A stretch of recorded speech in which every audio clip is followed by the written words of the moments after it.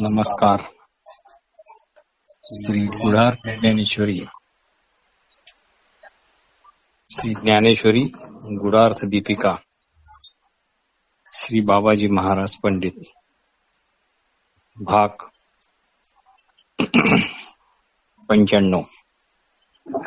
मागे आपण तामस कर्त्याविषयी थोडी माहिती पाहिली. आता त्याच्या पुढे तर कृपण माणूस सदा सर्वदा आपल्या ठेवीविषयी सावध असतो. मासा मिळावा म्हणून बगळा तटस्थ असतो, तसा दुसऱ्याचा माल आपण कसा हडपावा याविषयी हा कृपण माणूस सदा दक्ष असतो. गुरीचे झाड जवळ गेले की कपडे अडकविते व जास्त हिसकाहिसकी झाली तर आपली कातडी सुद्धा काढते. पण इतके करून फळ फारच छोटे आणि पोकळ असते. तसा या माणसाच्या शरीरापासून, मनापासून, वाणीपासून दुसऱ्यांना केवळ त्रास आणि त्रासच होतो. आपला स्वार्थ बघताना हा दुसऱ्याचे हित पायदळीत उडवतो. धोत्र्याच्या फळात आत नशा वाढवणारा गर असतो व बाहेर काटेरी कवच असते. तसा शुद्धतेच्या बाबतीत हा आतून बाहेरून करंटाच असतो. अर्जुना, केलेले कर्माचे फळ याला जर प्राप्त झाले तर हा हर्षातिरेकाने जगाला वाकुल्या दाखवतो, जगाला क्षुल्लक समजतो व फळ प्राप्त झाले नाही तर दुःखाने आत्महत्या करायलाही मागे पुढे पाहत नाही. कर्मे करण्याची अशी याची पद्धत असते. तो तामस करता होय. हा तामस कर्म करता दुष्कृत्यांचे जणू आगरच आहे. माझ्या स्पर्शाने समोर येणाऱ्या वस्तू कशा जळतात हे अग्नीला समजत नाही. आपल्या तीक्ष्ण धाराने लोक कसे मरतात हे शस्त्राला कळत नाही. आपली जीव घेण्याची करणी काळकूट विषाला समजत नाही. त्याचप्रमाणे आपण दुसऱ्याचा घात करतो आहो याचे याला भान नाही. वाटोळीचा वारा जसा सैरावैरा वाहताना विचार करत नाही, तसा हा बऱ्या वाईट परिणामाची चिंता न करता वागत असतो. याच्या बोलण्यात व कृतीत काहीच मेळ नसतो. याच्या आचार्यासमोर वेड्याचे आचार काहीच नव्हेत. इंद्रिये जे जोर मारून मागतील तेच आचरण करून हा आपले जीवन व्यतीत करत असतो. अरे बैल काम भावनेच्या माझावर आला म्हणजे जसा आपले जनेंद्रिय काम भावनेने ताठर किंवा पुष्ट होत आहे आणि ते सगळ्या लोकांना दिसत आहे याविषयी बेफिकीर असतो, तसे याचे वर्तन असते. लोक काय म्हणतील याची हा मुळीच पर्वा करत नाही. त्याकडे याचे लक्ष नसते. जनावरांच्या पोटाला लागलेले गोचीड जसे रक्तावर जगते तसा हा इंद्रिय सुखावर जगतो. तान्ह्या बाळाला हसण्या रडण्याचे काहीच कारण नसते, तसे याच्या वर्तनात ताळतंत्र कुठल्याही बाबतीत नसते. त्याने आपल्या देहाला पूर्णपणे प्रकृतीच्या ताब्यात दिल्या असल्यामुळे कृत्य अकृत्य हा विचार त्याला नसतो. लोकांकडून केर टाकण्याची क्रिया अखंड सुरू असल्याने उकिरडा मात्र समाधानाने फुगतच असतो. तसे याचे खोटे समाधान सतत वाढतच असते. फुगे केरे धालेपणे उकरडा जैसा, तो अगदी डोंगरा एवढा ताठरलेला असतो. ईश्वरापुढे नम्र होत नाही तर इतरांची काय कथा. त्याला जगात आपल्याशिवाय इतर काहीच आदरणीय दिसत नाही. त्याची वरवर दिसणारी वागणूक व डोळ्यातील खोटा प्रीतिभाव हा एखाद्या पण्यांगना किंवा वेश्येसारखा असतो. कारण त्याचे मन कपटी व वागणूक पक्की चोरासारखे असते. याचे जीवन म्हणजे चौरस्त्यावरील जुगाराच्या अड्ड्यासारखे असे असते. जुगाराचा अड्डाच तो जणू, किंवा वाटमारी करणाऱ्या भिल्लांचा गाव. हा जर समजा प्रसन्न झाला तर आपण लुटारूच्या गावात सापडलो आहो असे खुशाल समजावे. म्हणून अशा माणसाच्या वाटेला जाऊ नये.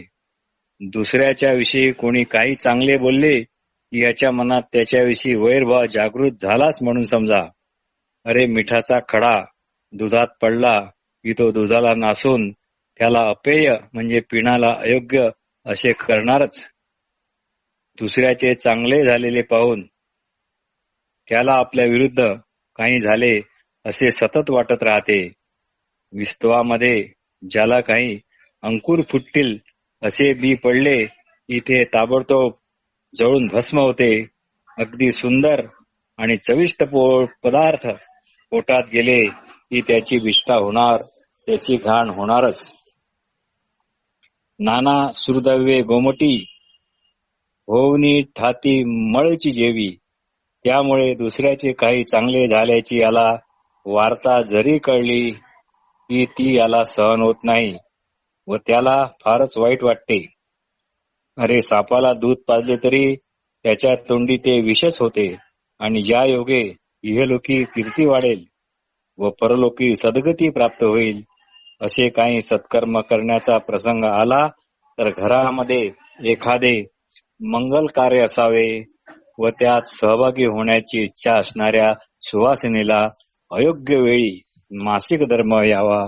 याप्रमाणे या तामसकर्त्याला झोप येते. द्राक्षे पिकायच्या वेळी कावळ्याला मुखरोग होऊन त्याचे तोंड सडते व घुबडांचे डोळे दिवसाच्या वेळी आंधळे होतात. त्याप्रमाणे कल्याण साधण्याची वेळ आली असता याला आळस खातो व चूक होण्याची शक्यता असलेल्या कामात मात्र हा उत्साहाने भाग घेतो. समुद्राच्या पोटात अखंड वळवाग्नी जळत असतो तसा हा दुसऱ्याचा उत्कर्ष सहन न झाल्यामुळे सतत मत्सराचे दुःख बाळगत राहतो. जेवी सागराच्या पोटी जळे अखंड आगीठी तैसा विषाद आहे गाठी जीवाची आजो. लेंड्यांच्या विस्तवात शेवटपर्यंत धूरच असतो. अपानद्वाराने निघणारा वायू नेहमीच दुर्गंधयुक्त असाच असतो. तसा हा जन्मभर विषादाने ग्रासलेला असतो. अरे हा जगाच्या पलीकडील गोष्टीविषयी चिंता वाहतो पण याला एका गवताच्या काडीचाही लाभ होत नाही. खरोखर असा माणूस मूर्खच म्हटला पाहिजे. अर्जुना, अशा प्रकारे कर्म, कर्ता व ज्ञान या तिघांची 3 लक्षणे तुला सांगितली. आता बुद्धीचे 3 भेद कसे असतात ते श्रीकृष्ण भगवान सांगणार आहेत. पण त्याच्या आधी प्रत्येक माणसात जी जन्मतः 2 रूपे असू शकतात त्याचे वर्णन आले आहे. अज्ञानरूपी गावात मोहाचे वस्त्र नेसून व संशयरूपी सर्व अलंकार घालून जी अविद्या वावरते त्या अविद्येच्या यथार्थ स्वरूपाच्या निश्चयाची शोभा ज्या बुद्धीत प्रकटते अशा त्या बुद्धिरूपी आरशाची धाव ही 3 प्रकाराची आहे. आत्मनिश्चयाची बरव जया आरिसा आहे सावयव तिये बुद्धीची धाव त्रिधा असे. त्याचप्रमाणे धृती म्हणजे धैर्याची वाटणी पण सत्वरजतमात्मक झाली आहे. तेच सर्व मी आता तुला सांगणार आहे. कारण जगात असे कोणते लाकूड नाही ज्यात अग्नी राहत नाही, तसे जगात अशी कोणतीही वस्तू नाही ज्यात हे 3 गुण नाहीत. बरे असो. आगी न वसता पोटी कवण काष्ट असे सृष्टी तैसे ते कैचे दृश्य कोटी त्रिविध जे नोहे. तात्पर्य, बुद्धीच्या 2 प्रवृत्ती आहेत. काही वेळा बुद्धी अज्ञानात निवास करते व मोहाचे आणि संदेहाचे अलंकार घालून नटलेली असते, तर काही ठिकाणी ही बुद्धी ऋषीपणित हितकर ग्रंथाचे सुंदर परिशीलन करून आत्मनिष्ठ झालेली आहे. अर्जुना, जी बुद्धी कर्ममार्ग, संन्यास मार्ग, कर्तव्य कोणते, निषिद्ध काय, भय कशापासून आणि अभय कशापासून, बंध कशापासून, सुटका कशी होते इत्यादी जी जाणते तिला सात्विक बुद्धी म्हणतात. आपल्या अधिकारानुसार व शास्त्रसंमत असलेले नित्य कर्मच आचरण्यात योग्य असते आत्मप्राप्तीच्या ध्येयावर दृष्टी ठेवून तहान लागलेला मनुष्य जसे पाणी पाहतो तसे ही कर्मे करावीत. तोची आत्मप्राप्ती फळ दिठी सुनी केवळ की जे जैसे का जड शेविजी तहाने. अशी ही विहित कर्मे करण्याची बुद्धीच मुमुक्षूच्या योग्यतेला नेते व भयाला घालविते. तानेल्याला पाणी, पुरात पडलेल्याला पोहणे, अंधाऱ्या विहिरीत अडकलेला सूर्य, रोग्याला पथ्य पाण्यासह औषध आणि माशाला जलाशय मिळाला की काहीच भीती राहत नाही. तसे विहित कर्माच्या आचरणात लाभ असतो. संसाराची भये निर्माण करणारे काम्य इत्यादी कर्मे असतात आणि कर्मे अशी असतात त्यावर निषिद्धपणाचे शिंतोडे पडले असतात. अशा कर्मापासून ही सात्विक बुद्धी मागच्या पायीच सटकते. आगीमध्ये शिरवत नाही, खोल पाण्यात उडी घालवत नाही, तीक्ष्ण धार असलेल्या शूळाला धरवत नाही, काळ सर्पाच्या बिळात हात घालवतच नाही, वाघाच्या गुहेत विश्रांती घेता येत नाही. त्याप्रमाणे सात्विक बुद्धी निषिद्ध कर्मापासून सदैव दूर राहते. विष घालून अन्न शिजवले आहे हे माहीत पडताच जी बुद्धी ते अन्न ग्रहण करण्यापासून परावृत्त होते तीच बुद्धी बंधनात अडकविणाऱ्या निषिद्ध कर्म आचरणापासून परावृत्त होते. रत्नपारखी जसा खऱ्या खोट्या हिऱ्यांना ओळखतो तशी ही सात्विक बुद्धी आहे. अर्जुना, याच्या उलट ज्या बुद्धीने धर्म अधर्म कार्य अकार्य याचा यथार्थ निर्णय होत नाही ती राजस बुद्धी होय. बगड्यांच्या गावात दूध आणि पाणी सरसकट पिल्या जाते. बगड्यांच्या गावात दूध आणि पाणी सरसकट पिल्या जाते. आंधळ्यांना दिवस आणि रात्र सारखेच असतात. जो भ्रमर फुलातील मध चाकतो तोच वेळ प्रसंगी लाकडे कोरण्याकरता पण पुढे सरसावतो. हे भ्रमर प्राणाला शोभत नाही. पण धर्म अधर्म कार्य अकार्य याचा विवेक नसला की असे हे होणारच. योग्य अयोग्यतेचा विचार न करता ज्याप्रमाणे सर्व गावाला जेवायला आमंत्रण द्यावे तसे या राजस बुद्धीला चांगल्या वाईट कर्माची निवड करता येत नाही. आणि अर्जुना, अधर्मालाही धर्म समजणारी व सर्व अर्थाचा अनर्थ करणारी व तमोगुणांनी युक्त असलेली तामस बुद्धी तिच्याविषयी पण आता ऐक. राजा ज्या मार्गाने जातो चोरांना तो आडमार्ग असतो, म्हणजे चोर त्यावरून जात नाही. रात्र ही राक्षसा करता किंवा चोरा करता दिवस म्हणूनच उजाडते. भाग्यहीनाच्या नशिबी नसलेला द्रव्यांचा साठा कोळशाचा ढीग बनतो, म्हणून त्याचे गुप्तधन जवळ असूनही नसल्यासारखे आहे. तसे या तामस बुद्धीला शास्त्रांनी सांगितलेल्या आचरणाचा काही एक उपयोग नाही. कारण त्याला जे खरे आहे ते खोटे वाटते आणि जे खोटे आहे ते खरे वाटते. अर्जुना, कोणालाही न विचारता निशंकपणे अशा बुद्धीला तामसी बुद्धी समजावी. आता बुद्धी ज्या धैर्याने कोणत्याही कर्मात गुंतते त्या धैर्याचे पण 3 भाग आहेत. कसे ते ऐक. सूर्य उगवला की अंधाराबरोबर चोऱ्याही संपतात. राज्याच्या हुकुमाने निंद व्यवहार थांबतात. वारा वाहू लागला की मेघ पांगतात. अगस्ती दृष्टी पडताच समुद्र मौन धारण करतो. चंद्राचा उदय होताच सूर्यविकासिनी कमळाची वने उमेजतात.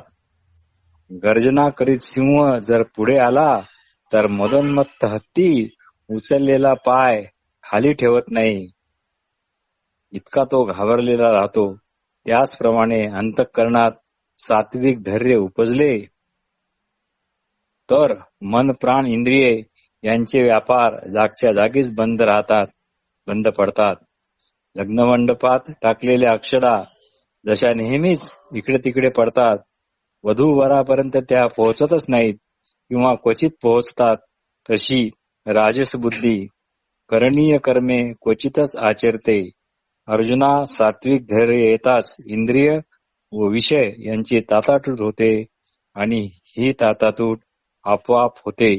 10 इंद्रिये मनाच्या पोटात शिरतात म्हणजे बुद्धीत शिरतात. तात्पर्य इंद्रियाची विषय वस्तूंना भेटण्याची हाव मंद होते किंवा बंद होते. प्राणायाम साधला जातो. अधोमार्ग अपान आणि ऊर्ध्वमार्ग प्राण हे बंद होऊन 9 छिद्रांची गाठोडे असणारा देह सुषुम्नाच्या ताब्यात दिला जातो.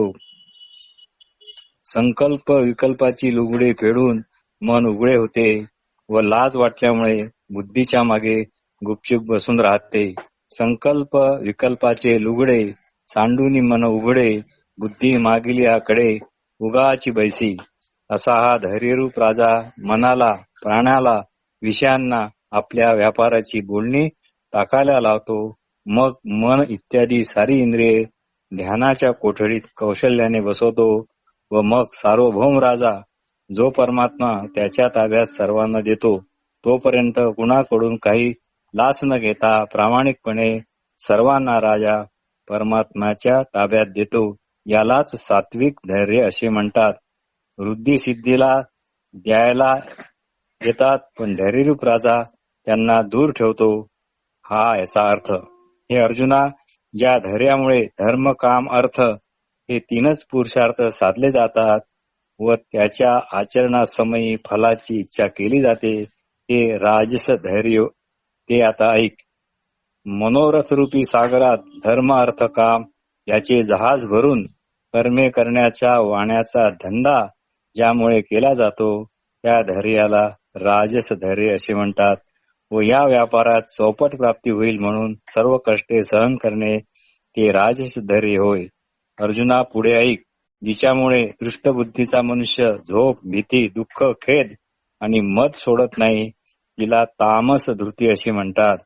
धर्मार्थ कामाचा तारुवा वरी जेणे धैर्यबळे करी क्रिया वाणिज्य असो.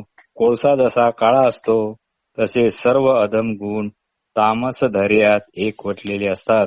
खरे म्हणजे हा अनादि तसे म्हणजे हा अगदी गुणशून्य किंवा गुणहीन असतात. याला गुण का म्हणावे हेच समजत नाही. पण अर्जुना, एका राक्षस जातीचे नाव पुण्यजन आहे हे तुला माहीतच आहे. सर्व ग्रहामध्ये धगधगीत विस्तवाप्रमाणे असणारा व विंचवासारखा दंश 10 वाढवणारा ग्रह मंगळ नावानेच ओळखला जातो हे सगळ्यांना माहीत आहे. त्याप्रमाणे तमोगुण म्हणताना गुण हा शब्द तेथे अविचारानेच लावला गेला असे समजावे. अर्जुना, सर्व दोषांचे वस्तिस्थान असलेला तमोगुणाला राबूनच या पुरुषाचा पिंड जी पोचते ते म्हणजे तामस धैर्य होय. पापाचरण करणाऱ्या माणसाला दुःखे कधीच सोडत नाही. आळशी माणसाला झोप कधीच सोडत नाही. दगड आपले काठिण्य कधीच टाकून देत नाही. त्याप्रमाणे अशा अंगी तामस धैर्य असणाऱ्या मनुष्याला धनाच्या व शरीराच्या प्रेमामुळे सदा सर्वदा भयाच्या दडपणाखाली राहावे लागते. पदार्थ मात्राच्या ठिकाणी आसक्तीने जखडलेला असल्यामुळे तो निरंतर दुःखे आणि दुःखेच भोगतो. लसणाला ज्याप्रमाणे दुर्गंध सोडत नाही, अपत्य करणाऱ्याला रोग जसा सोडत नाही, त्याप्रमाणे अशा माणसाला विषाद मरणाच्या क्षणापर्यंतही सोडत नाही. लसणाते न सांडे गंधी, का अपत्य शिळा ते व्याधी, ऐसी केली मरणावधी विषादे तया. स्त्री संग व द्रव्य याची सतत इच्छा करतो व म्हणून ताठारूपी अरण्यात अडकून राहतो. याला मद म्हणतात. अशा प्रकारे हे 5 दोष इथे असतात. नमस्कार.